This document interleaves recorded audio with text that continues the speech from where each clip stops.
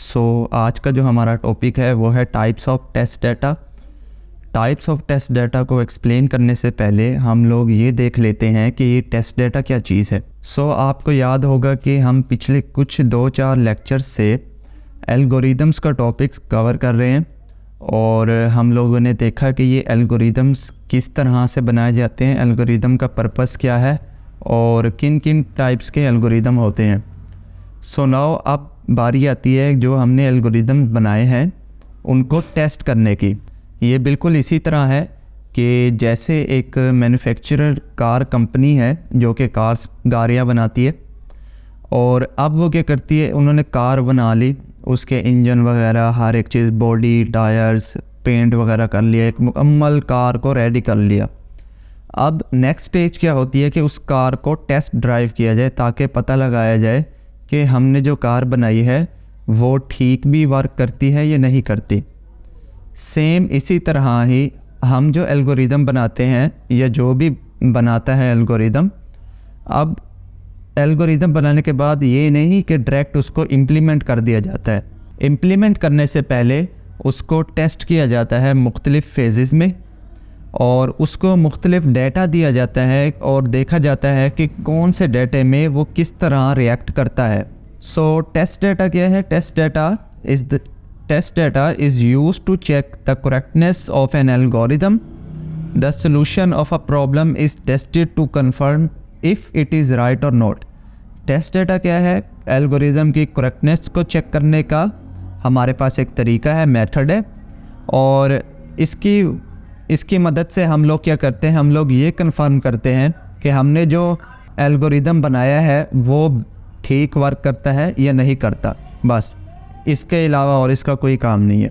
तो अब आ जाते हैं कि टाइप्स ऑफ टेस्ट डाटा, कितनी टाइप्स का टेस्ट डाटा होता है। तो बेसिकली 5 टाइप्स का हमारे पास टेस्ट डाटा होता है अकॉर्डिंग टू बुक्स, और किताबों में भी, मुख्तलिफ़ किताबों में सिर्फ इतनी ही टाइप्स बताई गई हैं। मे बी इससे ज़्यादा भी हो सकती हैं और इसके बरक्स और भी बहुत सारी हो सकती हैं, लेकिन मेनली यही 5 टाइप्स हैं, जिनमें पहली टाइप है valid test data. Valid test data क्या होता है कि आपकी जो इनपुट रिक्वायरमेंट है उस बाउंड्री के अंदर रहते हुए जो भी टेस्ट डाटा आएगा उसको हम कंसीडर करते हैं वैलिड टेस्ट डाटा।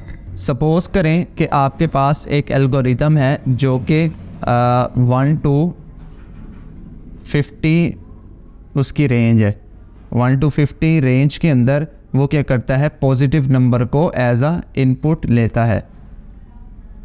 तो मैं यहाँ INP लिख रहा हूँ, इनपुट की शॉर्ट फॉर्म। अब 1 से लेके 50 के दरमियान जितने भी नंबर आएंगे वो हमारे कंसीडर किए जाएंगे वैलिड टेस्ट डाटा।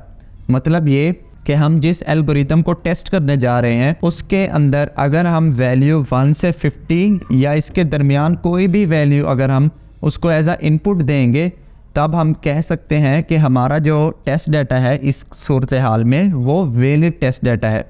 तो सेम वही एग्जांपल यहाँ पर भी लिखी हुई है। Suppose an algorithm require a positive number between 1 and 50 to calculate the square of the number.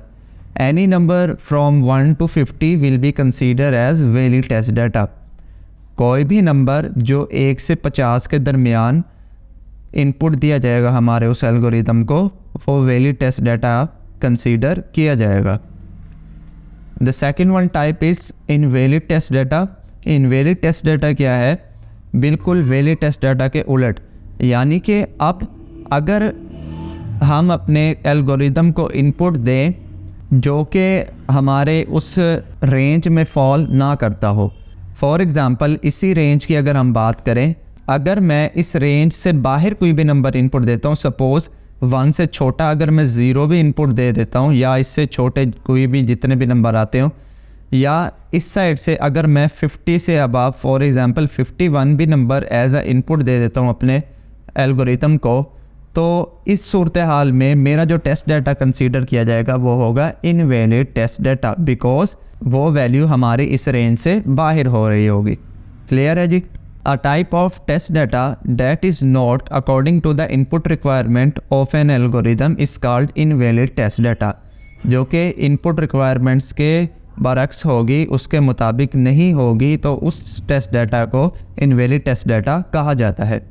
It is important the algorithm handles invalid test data properly and show relevant message. कहता है कि algorithm को इस काबिल होना चाहिए, अगर कोई उसको इनवैलिड टेस्ट डाटा दिया जाए तो वो उस पर प्रॉपरली एक मैसेज बताए कि आपने जो डाटा एंटर किया है वो इनवैलिड है, वैलिड नहीं है।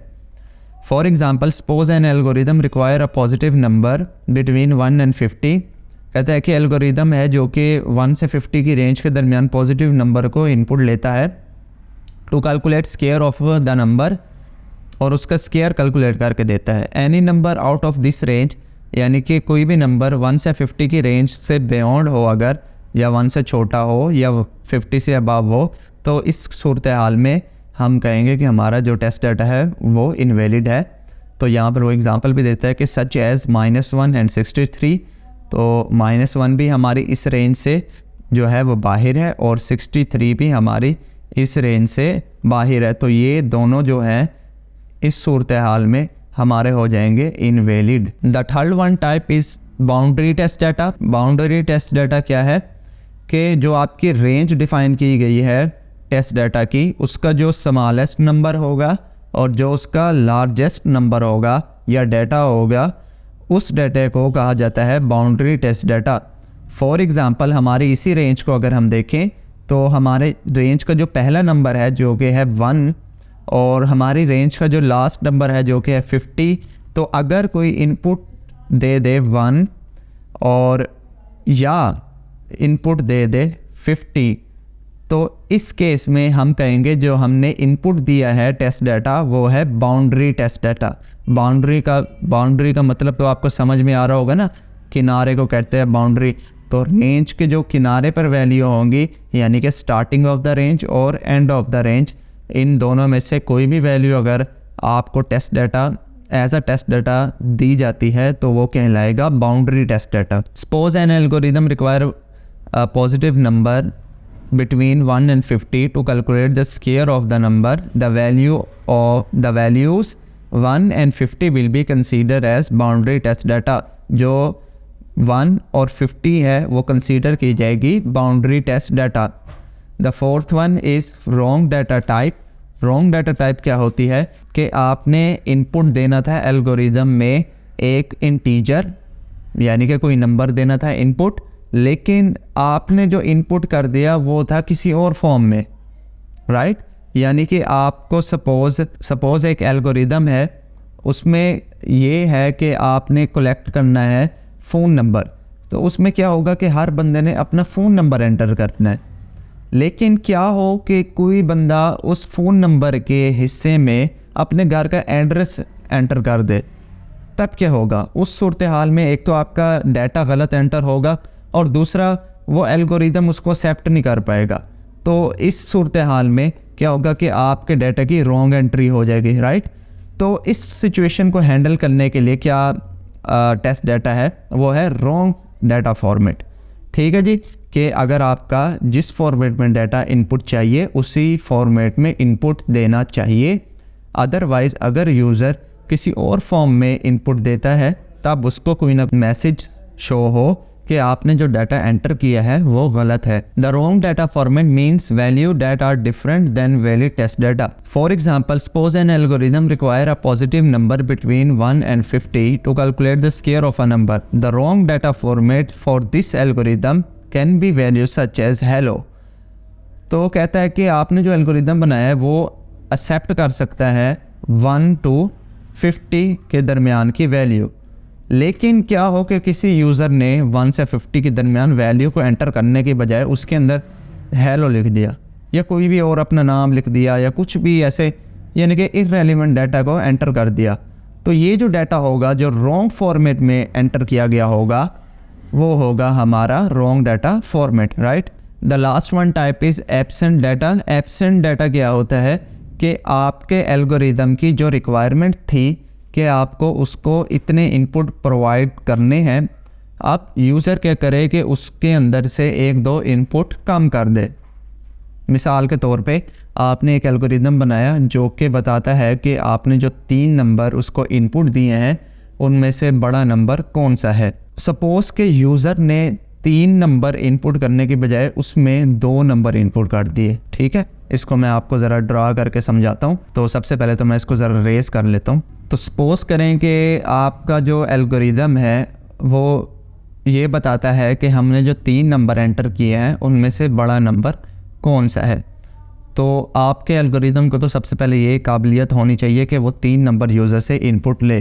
तो मैं यहाँ पर 3 एक बॉक्स बना रहा हूँ ताकि आपको अच्छे से समझा सकूँ। A, B और C, ये 3 बॉक्स का क्या काम है कि ये यूज़र से 3 नंबर इनपुट लेंगे। तो सपोज़ करें कि यूज़र ने ना पहले 2 दफ़ा तो इनपुट दिया, तीसरी दफ़ा में इनपुट नहीं दिया। फॉर एग्ज़ाम्पल, पहली दफ़ा यूज़र ने इनपुट दिया 2 और दूसरी दफ़ा इनपुट दे दिया 10। अब तीसरी दफ़ा जो इनपुट की बारी है यूज़र ने इसको खाली छोड़ दिया, राइट। तो अब इस सिचुएशन में क्या हो, ये तो एब्सेंट हो गया ना, यानी कि एक उसने वैल्यू को एंटर ही नहीं किया। ठीक है, तो इस सिचुएशन को कहा जाता है एब्सेंट डाटा, राइट, कि आपने इनकम्प्लीट डाटा इनपुट किया है। So the absent data means that the number of values given to the solution is less than expected, कि आपने जो भी इनपुट किया है वो इतना काबिल कबूल नहीं है। Suppose an algorithm require 3 numbers to find the largest one, the algorithm should be given relevant message to the user if the number is input is less than 3। कहता है कि आपने जो एल्गोरिदम बनाया है वो सपोज़ 3 नंबरों में से ये बताता है कि बड़ा नंबर कौन सा है। अगर बिलफर्ज किसी यूज़र ने 3 की बजाय 1 दफ़ा इनपुट दे दिया या 2 दफ़ा दे दिया, मतलब 3 से कम दफ़ा इनपुट दिया है, तब उस सिचुएशन में क्या हो कि उसको एक प्रॉपर मैसेज शो किया जाए कि आपने 3 दफ़ा इनपुट नहीं दिया, बराए मेहरबानी 1 मरतबा और इनपुट दें। ठीक है जी। तो इस तरह से यूज़र को क्या होगा कि दोबारा से पता लगेगा कि मैंने कम इनपुट दिया, तो मुझे यहाँ पर तीसरी वैल्यू भी इनपुट देनी है। तो वो यहाँ पर तीसरी दफ़ा वैल्यू इनपुट देगा और अब हमारा जो है एल्गोरिदम सही से वर्क कर पाएगा। तो बस इतना कुछ ही था। ये नोट्स मैं आपको दे दूंगा PDF, आप इसको डाउनलोड कर सकते हैं। अभी के लिए इस वीडियो में इतना ही, तब तक के लिए